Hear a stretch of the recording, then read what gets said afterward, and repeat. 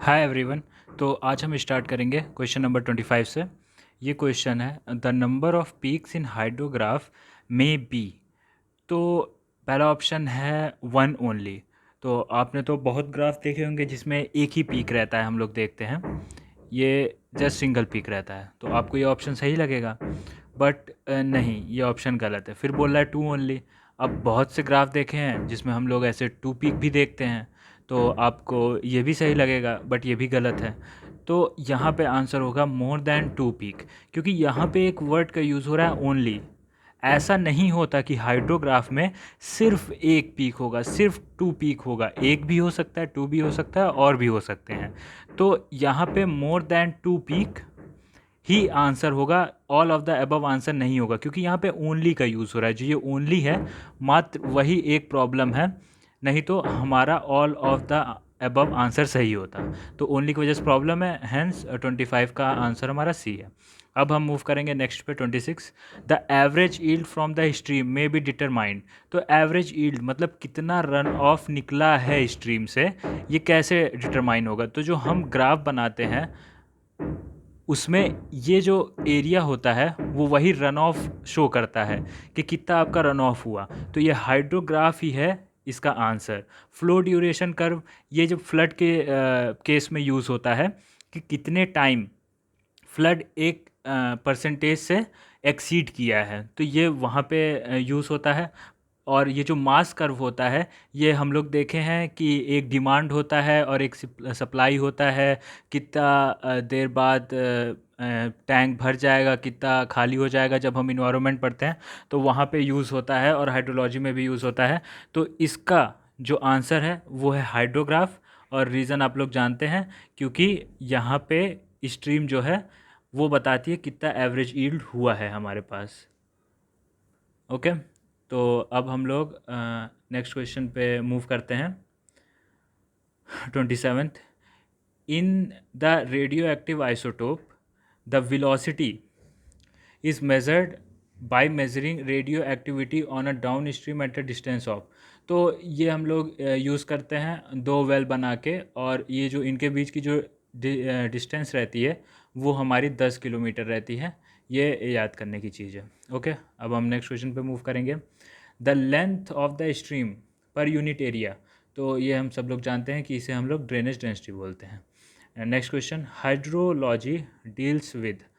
तो process of depletion of water resources of land, सही बात है। Process of natural science of water, सही बात है। Process of various water phases, सही बात है। मतलब ऑल ऑफ द अबव हमारा आंसर होगा। अब हम नेक्स्ट क्वेश्चन की तरफ मूव करेंगे।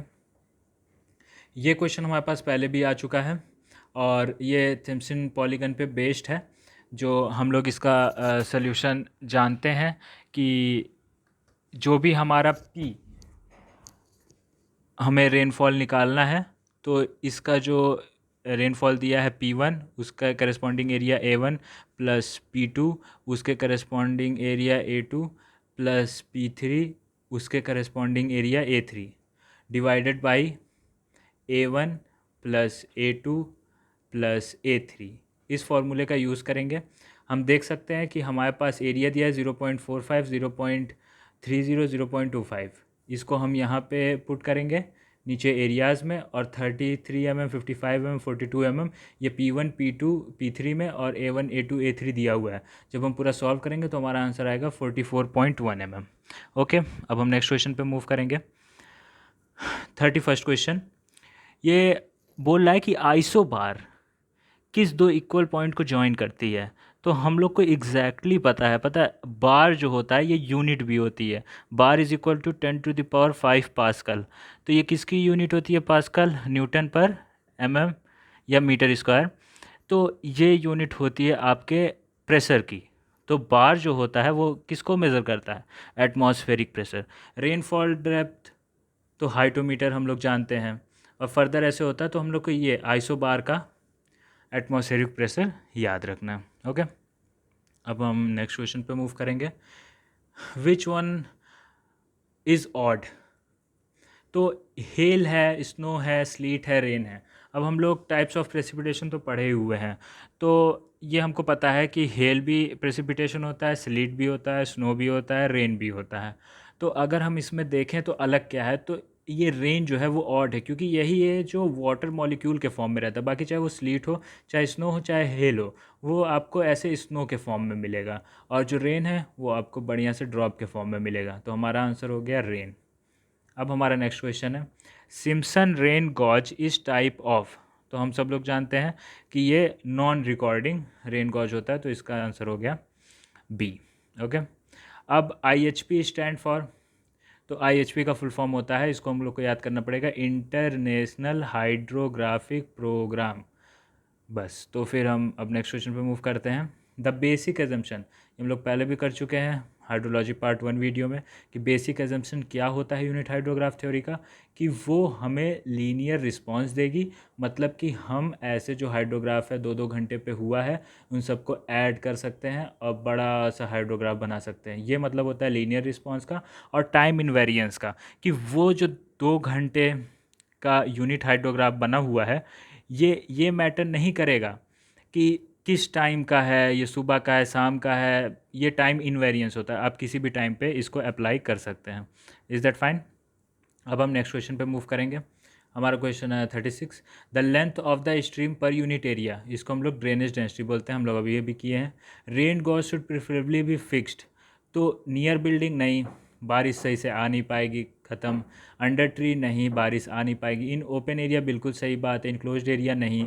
तो ये हमारे होते हैं कि यहाँ पे नहीं, हमें ओपन एरिया में करना, तभी हम सही में जान पाएंगे। अगर ये जैसे ओपन एरिया में लगा हुआ है हमारा रेन गॉज, तो कितनी बारिश हुई हम ये सही में जान पाएंगे। पता चला यहीं पे बिल्डिंग है या ये क्लोज्ड एरिया है, तो बारिश तो इसके ऊपर हो रही है, आधा इधर बह रहा है, आधा इधर बह रहा है, यहाँ पे कुछ आ रहा है, तो हमें पता ही नहीं चलेगा कितनी बारिश हुई है। Is that fine? अब हम नेक्स्ट क्वेश्चन पे मूव करेंगे। रन ऑफ इंक्रीजेज विद, तो रन ऑफ कैसे इंक्रीज़ होगा? अगर इनफिल्ट्रेशन कैपेसिटी इंक्रीज़ हो गई तो रन ऑफ इंक्रीज़ नहीं होगा और डिक्रीज़ हो जाएगा, क्योंकि जो पानी यहाँ बहना चाहिए था उसे रन ऑफ बोलते हैं, वो और अंदर चला जाएगा। ओके। फिर increase with intensity of rain, बिल्कुल सही बात है। अगर ज़्यादा बारिश होगी तो रन ऑफ ज़्यादा होगा, ज़्यादा पानी बहेगा। और increases with permeability of the soil, अब ये सॉयल है, परमिएबिलिटी इंक्रीज़ कर गई तो रन ऑफ अपने आप डिक्रीज़ हो जाएगा। तो हमारा आंसर हो गया बी। अब हम नेक्स्ट क्वेश्चन पे मूव करते हैं। 39th, for an annual flood series arranged in decreasing order of magnitude, the return period of a magnitude listed at position M in a total of N entries. तो हम जब flood ordering पढ़ते हैं तो ये वाला टॉपिक वहाँ पे कवर होता है। यहाँ पे जो हमारा रिटर्न पीरियड होता है, जिसे हम टी से डिनोट करते हैं, वो होता है हमारा n+1 डिवाइडेड बाई m। और ये स्टैंडर्ड, इसको हम लोग को याद करना पड़ेगा।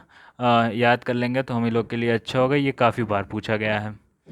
अब नेक्स्ट क्वेश्चन पे हम मूव करेंगे कि जो वेलोसिटी होती है चैनल में, वो हम लोग कैसे मेज़र कर सकते हैं? तो करंट मीटर से, बिल्कुल सही बात है। इसके दो टाइप होते हैं, एक हॉरिजॉन्टल करंट मीटर होता है और एक वर्टिकल करंट मीटर होता है। और फ्लोट, बिल्कुल सही बात है, ये एक फ्लोट रहता है, रिवर में ऐसे पड़ा रहता है। जब ये फ्लो करती रिवर तो उसी के साथ ये भी फ्लो करता है और हम लोग वेलोसिटी निकाल सकते हैं। पिटोट ट्यूब हम लोग जानते ही हैं, जैसा कि हम लोग फ्लूइड में भी पढ़े हैं। पिटोट ट्यूब ऐसे चैनल है, उसके ऊपर ऐसे डाल देते हैं, तो यहाँ से हमारा इसका वेलोसिटी पता चल जाता है। अगर हम यहाँ पे उसका प्रेशर पता कर लें कितना ऊपर उठेगा, तो ये उठेगा यहाँ तक, तो ये इतना प्रेशर का हुआ, ये जो बचा हुआ ये उसकी वेलोसिटी हम लोग को बता देता है। तो हमारा आंसर हो गया ऑल ऑफ दिस। ओके। हम लोग नेक्स्ट क्वेश्चन पे मूव करते हैं। डिकेंस फार्मूला में जो पीक डिस्चार्ज होता है वो किसके प्रोपोर्शनल होता है? तो एकदम सिंपल सा आंसर है। अब जैसे ए है 1/2 है, 2/3 है, 3/4 है, हम इसमें कंफ्यूज हो सकते हैं। तो हम क्या कर सकते हैं, डिकेंस है, डिकेंस में हम देखेंगे कितने वर्ड है, DIC3 और KENS4, तो यहाँ 3/4, आपको यही आंसर मिल जाएगा। कुल मिला के 7 है, तो 7 वर्ड से 3/4 ही बनेगा, जिसका सम 7 आता है। तो एक याद करने का तरीका है, तो हमारा आंसर डी हो गया। अब हम नेक्स्ट क्वेश्चन पे मूव करेंगे कि हाइटोग्राफ किसके बीच का प्लॉट होता है? हम सब लोग जानते हैं हाइटोग्राफ आपके रेनफॉल इंटेंसिटी वर्सेस टाइम के बीच का ग्राफ होता है। नेक्स्ट क्वेश्चन, ये टिपिंग बकेट गॉज हम लोग पढ़ चुके हैं कि ये हमारा रेनफॉल में यूज़ होता है। मतलब ए का हो गया आपका 3। ओके। अब IS स्टैंडर्ड पैन, ये हम लोग इवेपोरेशन में यूज़ करते हैं। तो 1 का हो गया 4, तो यहाँ आंसर ए मिल चुका है। बाकी और देखते हैं। लिसिमीटर हम लोग जानते हैं इवेपोट्रांसपिरेशन में, और रेनफॉल स्टिमुलेटर इनफिल्ट्रेशन इंटेंसिटी में। So we got our answer which is A. अब हम नेक्स्ट क्वेश्चन की तरफ मूव करते हैं। 44, hydrograph is graphical representation of. तो हमारे पास हाइड्रोग्राफ है, ये हाइड्रोग्राफ नहीं है जो कि पहले कर चुके हैं। ये रेनफॉल इंटेंसिटी वर्सेस टाइम रहता है। वहीं जो हाइड्रोग्राफ होता है वो रन ऑफ एंड टाइम होता है। तो ए ऑप्शन सही है। Surface run of, ground flow, rainfall, हमें इससे मतलब नहीं है। हमारा जो ग्राफ बनता है ये डायरेक्ट रन ऑफ, मतलब इसमें सब कुछ रहता है। आपका सरफेस से जो बह के आया हो, जो अंडरग्राउंड से हो के आया हो, जो प्रॉम्प्ट इंटरफ्लो हुआ हो, चाहे जितने भी हो, पूरा रन ऑफ। तो चाहे डायरेक्ट प्रेसिपिटेशन ओवर स्ट्रीम हुई हो, कोई मतलब नहीं। तो हमारा आंसर ए होता है, run of versus time. Okay, next question पे मूव करते हैं। फिर यही थेसिन पॉलीगन का देखिए कितना इंपॉर्टेंट होता है प्रीवियस ईयर लगाना। अब बार बार यही क्वेश्चन आएगा तो याद हो जाएगा कि ये 44.1 ही है, जबकि न्यूमेरिकल है ये। तो फिर इसमें अगर आपको नेट प्रेसिपिटेशन निकालना है तो P1 A1 plus P2 A2 plus P3 A3 divided by A1 plus A2 plus A3। अब हम लोग जानते हैं A1 दिया है 0.45, A2 दिया है 0.3, A3 दिया है 0.25, हमें P1 दिया हुआ है 38 mm, हमें P2 दिया है 55 mm, हमें P3 दिया हुआ है 42 mm।